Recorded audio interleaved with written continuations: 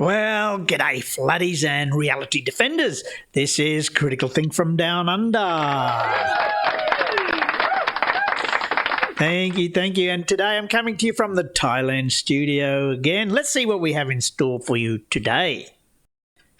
Well, today we're going to talk about bonza, dinky die, true blue, fair dinkum Aussie engineer who globe smacks Taboo conspiracy and his Flattie engineer mate. Sounds exciting, doesn't it?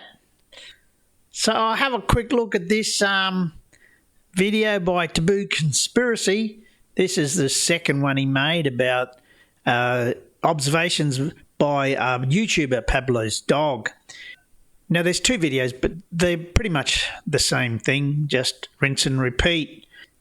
So these observations are at the University of California, Santa Barbara, a car park there. And this is just a pan around the car park and out to the ocean. And there's a aerial view. Oh, wait a minute. Whoa. Hey, do you know you're using a globe tool there? You know, this tool measures the globe. That's Google Earth. What? You can't use Google Earth, which is a globe tool, to prove that the Earth's not a globe. What are you thinking? Why are you Flattie stealing our tools? You call us liars, shills, deceivers, whatever, and yet, you got no problem using our tools. Why? Because the globe people are the clever people who put together these tools. Well, why don't you just make up your own flat Earth tool? Don't steal ours. That's just not kosher. So yeah, the distances according to the globe, on the globe, not the distances on the flat Earth. So you're taking the globe distances and then you've assumed a globe with no atmosphere. I don't know why that is. I don't live on a globe with no atmosphere. Do you? Oh, how are you breathing? Oh, I don't know. Geez, you haven't thought this through very well, have you? And now look at this. We come up with the distance to the horizon, assuming no atmosphere, and then going, oh, look at that. The horizon is further away than it would be if there was no atmosphere. Oh, what do you think, Flatties? Oh, have you ever heard of refraction? Refraction, yes! It can make the horizon go up and down. Plenty of flat earthers have recorded this, including Pablo's dog. The horizon is different nearly every day. So that's it. That's your flat earth proof. This because on this particular day, there happens to be the horizon that's further away. But, as you will see, there's a lot of things you haven't considered when you're looking at potential flatness. So here's a picture of one of those platforms on a day when there's not so much refraction. Look at that.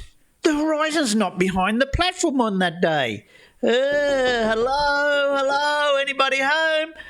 Think, Flatties, think. Do you think the Earth is flat only on certain days, and other days, what, it's curved? It has a horizon? What are you thinking?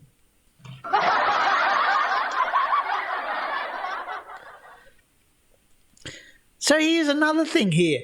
This is here, the calculator you use it has a globe with no atmosphere.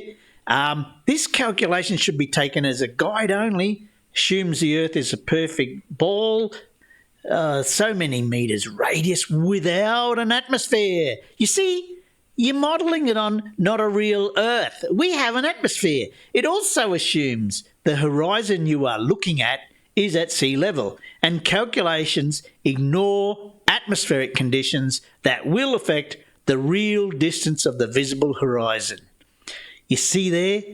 That disclaimer has recently been updated. Why? Because all you Flatties keep saying, oh, look, this is what it's like on the globe, but no, it's not. The globe has an atmosphere. So here's one of the scenes, one of the photos taken at sunset. as part of a video from Pablo's dog. And I've taken this scene and modelled it.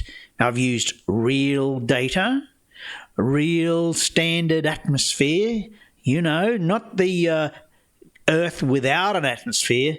I've used the Earth, modelled the Earth with an atmosphere, and using the actual elevation data.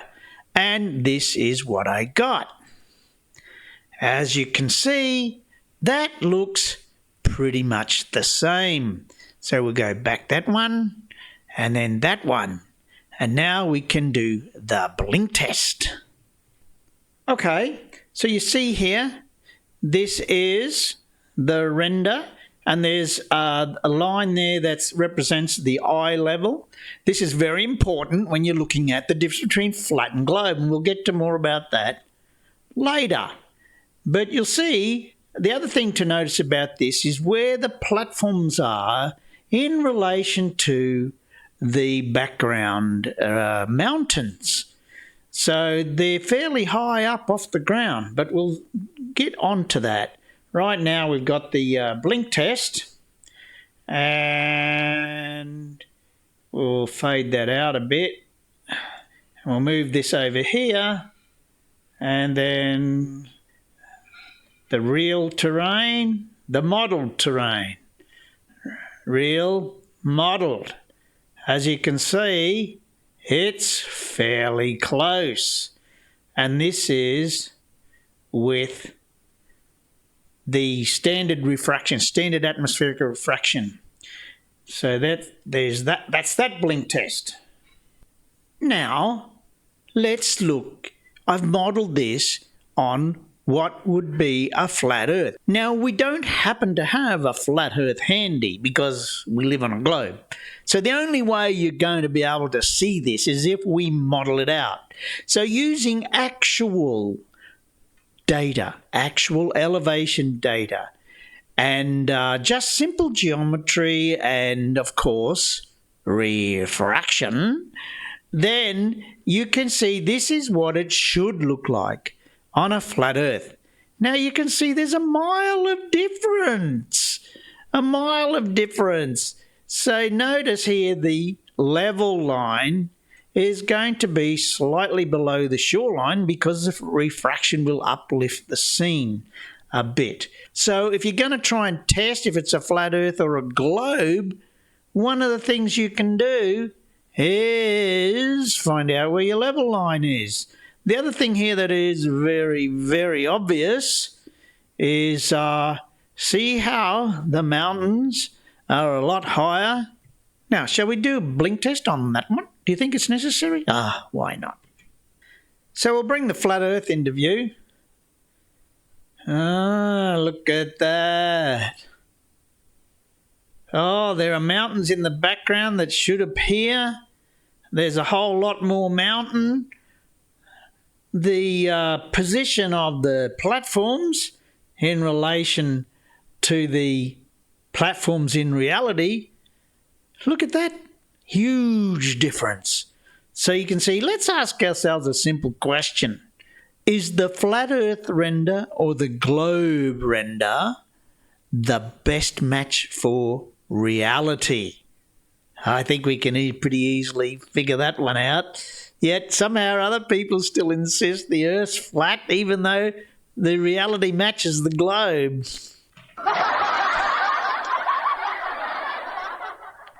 So how does one get to the position of thinking that the Earth might be flat with that observation? You're thinking, that's a little bit crazy. Well, yes and no. I mean, you just got to fudge the numbers a little bit and, don't dig too deeply and don't check anything because, you might accidentally discover that the Earth's a globe. So here's how this particular engineer is thinking that the Earth is flat. He's saying, oh, look, we shouldn't see this ridge on the globe, but I always see it. Therefore, the Earth must be flat. No, just because you make a mistake with the numbers doesn't mean the Earth is flat. So Pablo's dog, he says that there's a ridge which is 1,000 feet. And even with refraction, there should only be a few feet visible. And furthermore, Pablo's dog states that refraction varies and different atmospheric conditions. We should never see that ridge there. Well, anyway, here's what you can do if you fudge a few numbers and whatnot and make up some stuff. So I went to Google Earth there, and I've gone on one of the path there right through Henry, and I've taken this point there. There is your ridge right there, the ridge that's about 1,000 feet. And certainly, not sure if that's visible or not, because there's another one behind it. And the ridge behind it is like 410 metres or so. So that starts to come up in the area of nearly 1,400 feet. So all of a sudden you're going from just barely visible to nearly 400 feet above the horizon. Oh, that's a bit of a difference, isn't it? You see, if this was 1,400 feet, for example, here, you'd have all that visible above the horizon. And if I model that out with Walter Bisland's excellent Earth curve calculator, you've got the, in the background there's another mountain, and then you've got this somewhere around 400 to 440 ridge in front of it, and that's what it should look like in Walter Bisland's standard refraction rendering. Just on a standard day. Doesn't have to be any special refraction, just a standard day. And look at that. That looks pretty much like what we see in the photos, and we'll see that. So here's another close-up of Platform Henry. And again, I've got the line there, which is the eye level. Now, hello, anybody at home? Hey, Flatties, think, Flatties, think. Yes, how can the platform, which is only about 150 feet high, be poking over the top of the mountain? So the ridge, that's 1,400 feet high nearly. How do you get that? You're not even thinking, are you? So I've got a few landmarks here that I've put in the render so that I know I'm looking at the right location. But basically, your platforms are way up in the mountains, and of course, shouldn't the flat earthers find that a bit strange? Yes, they should. So here is what it looks like if it were flat, and I've rendered in a couple of buildings there that the flatties get all excited when they can almost see the top of one of those buildings there. But in actual fact, this is what it should look like if the earth were flat. I mean, look at that. This is like chalk and cheese. You never see this, but there's this is what you see. A little bit of variation every day according to the surface refraction, but this is what you see, and this is not what you see. Look here. These mountains up here, about 1,800 feet high or something, they're higher than the platform. You see that? That's where they should be, higher than the platform. If the earth was flat, they'd be higher, not lower. See, there's a 1,400 odd feet ridge there, and it's lower in that picture than the platform. And how do you think that happens? Yes, globe, that's how it happens. So that's what you should see on a flat earth. Nothing, you don't see anything like that. How can you possibly think the earth is flat? And then again, there's the level line. So now, if you want to, double check, just in case you're still not sure that the Earth is flat or globe, then you can go out and get a level device like a theodolite, water level, auto level, something like that, and you can see where level is. Now, it just so happens that Bobby Shafto has done this, and look at that. There's the level line is over the top of platform Henry. Oh, wait a minute, that's where it was on the globe. Oh dear. But there is one thing, that I think that Pablo's dog has done that's really good. He's managed to capture the best flatness that I've ever seen. Look at this. I know it's a bit blurry, but that platform is flat. I mean, that's as flat as a pancake. That's the flattest platform I've ever seen. This is so much flatness in this picture. But of course, it's not every day. But the Earth could be flat like that on some days. Yes. So here's one of the days with a high refractive index. Now, if you look really, really closely, you'll see this smudge here, which is possibly one of those buildings, the top of one of those buildings. And it's because the Flatties get very, very excited about that. Oh, look, you shouldn't be able to see that. Oh, the Earth's flat. Well, with and yet you can ignore the fact that, look, the top of the platform is above that ridge.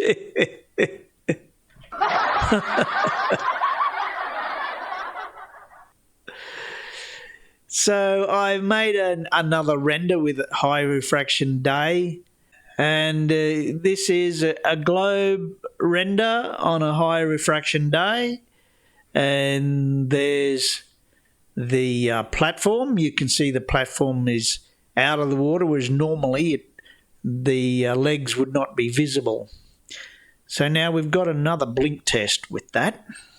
So we'll make some transparency here, and I've already lined this up pretty good.